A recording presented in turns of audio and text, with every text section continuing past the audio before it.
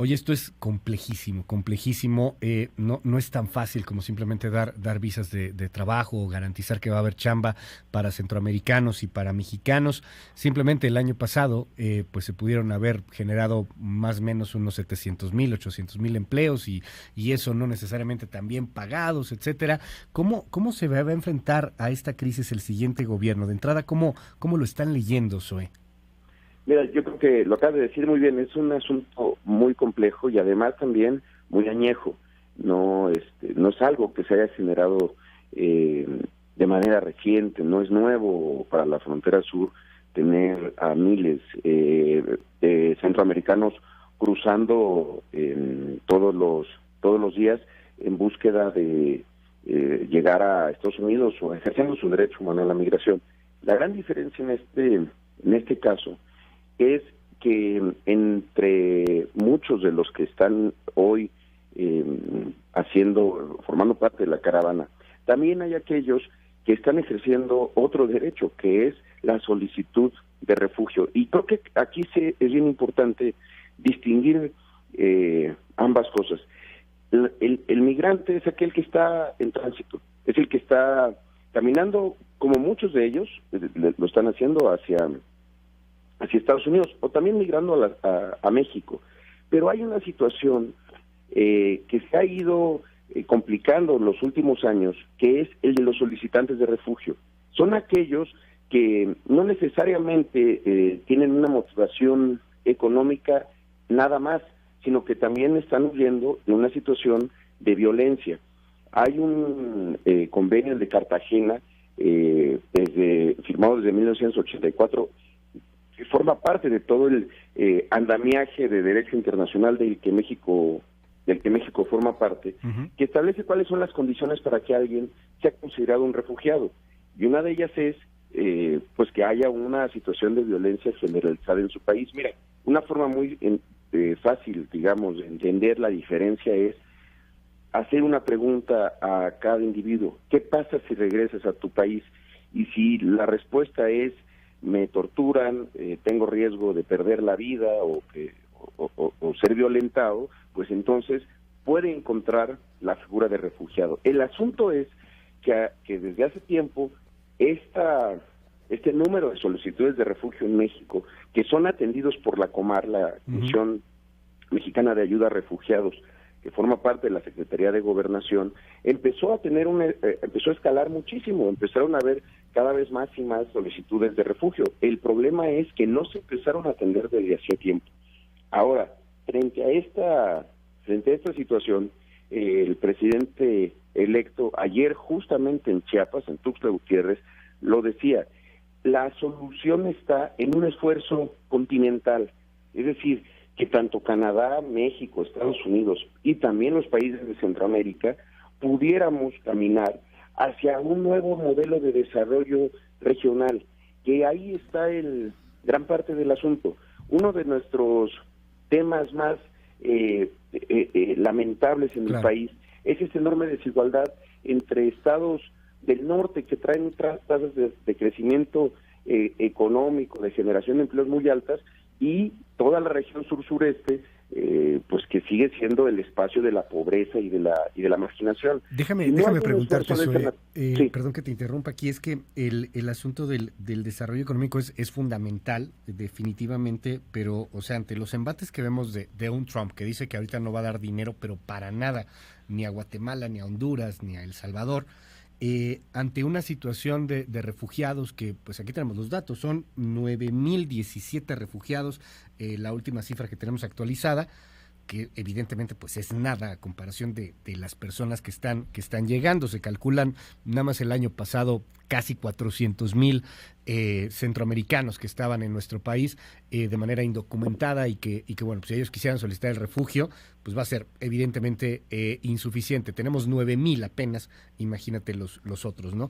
Ante todo esto, lo que quiero preguntarte concretamente es, una vez que estén en gobernación, que ya sea en gobierno, que sea subsecretario, SOE, ¿se va a incrementar el presupuesto para los refugiados? Porque hoy día es de $1,000,000 aproximadamente, es prácticamente nada. Y la otra, de dónde sacamos los polos de desarrollo, porque al menos dice hoy día Estados Unidos, yo ahí no le invierto. Sí, a ver, sin duda el nuevo perfil que tenemos que tener y que estamos diseñando para la Secretaría de Gobernación es uno que garantiza los derechos humanos, la función que además legalmente se tiene para procurar los derechos humanos de los migrantes, es el perfil hacia donde se dirigirá la nueva política migratoria. Y efectivamente, eso tiene que ver con incrementos presupuestarios en ciertas entidades, particularmente la Comar, porque así como lo decías, hay 9,000 solicitudes de asilo, pero no necesariamente todas han tenido una respuesta favorable. Incluso hay que decirlo con mucha preocupación. El año pasado, en octubre, se publicó en el Diario Oficial de la Federación un comunicado en donde la Comar decía pues que a partir del sismo del 7 de septiembre del 2017 y la afectación de su edificio, se iba a ver obligado a suspender todos los plazos de las solicitudes de refugio, es decir, pues a suspender cualquier respuesta del Estado mexicano a las 45 días que tiene para responderle a alguien que está solicitando refugio. Por supuesto que se tiene que fortalecer esta institución que en los 80, por cierto, nos causaba mucho orgullo cuando fueron los acuerdos justamente de Contadora y demás, porque también hay que decirlo, esta situación ya la habíamos vivido en los 80, ya había habido un refugio gigantesco. En 1984 se tuvo registro de 45,000 centroamericanos refugiados. Ahí están las colonias de Campeche, de Quintana Roo y también de Chiapas, en donde se establecieron. Ahora, frente a esta situación, que efectivamente, como comentas, hay una posición que tampoco es nueva, ya desde el año pasado se habían reducido los presupuestos de ayuda a Honduras y a Guatemala por parte de los Estados Unidos. Este asunto ya había ocurrido también hace apenas un año, pero no hay forma de resolver esto de manera permanente y en el largo plazo más que buscando la prosperidad de la frontera.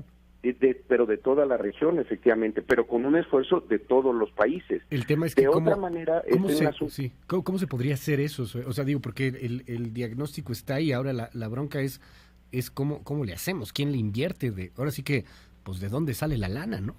Es que si no sale, si este esfuerzo no viene acompañado de un gran acuerdo entre los tres países, como lo está planteando el presidente electo, que ya emitió una carta al presidente Donald Trump planteándole que se debe explorar la otra salida, la salida que tiene que ver con la prosperidad, con la generación de empleo. Desde luego que también para los mexicanos, no se está diciendo que va a haber una situación de discriminación inversa, ni mucho menos, pero se tiene que buscar una salida para el fortalecimiento institucional de los países de Centroamérica que están viviendo una situación muy grave y también para buscar esa prosperidad y creo que tiene que ver con partir de un diagnóstico muy claro y también muy honesto. Dejamos de ver al sur durante muchos años.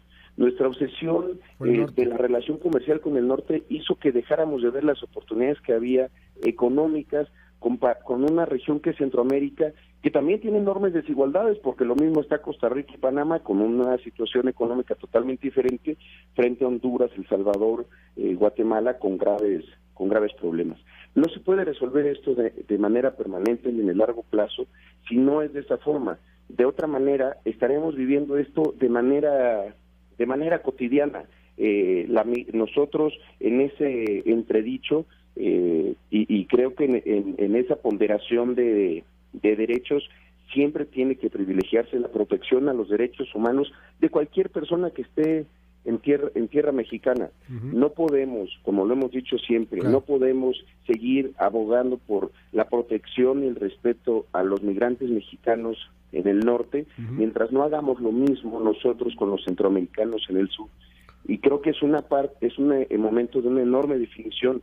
Esta relación buena que se ha ido generando con el tratado debe y puede servir para que en el arranque del próximo gobierno exista un planteamiento distinto, que supere la lógica solo de la seguridad, que nunca debe de tampoco soslayarse. Claro que hay temas de seguridad en la frontera, claro que hay que cuidarlos, pero si en un volumen tan grande de personas, entre niños, niñas, familias y demás, debe el Estado mexicano asumir lo que ha hecho muchas veces en su historia, una posición digna de respeto a esos derechos y de encontrar las soluciones que se necesitan.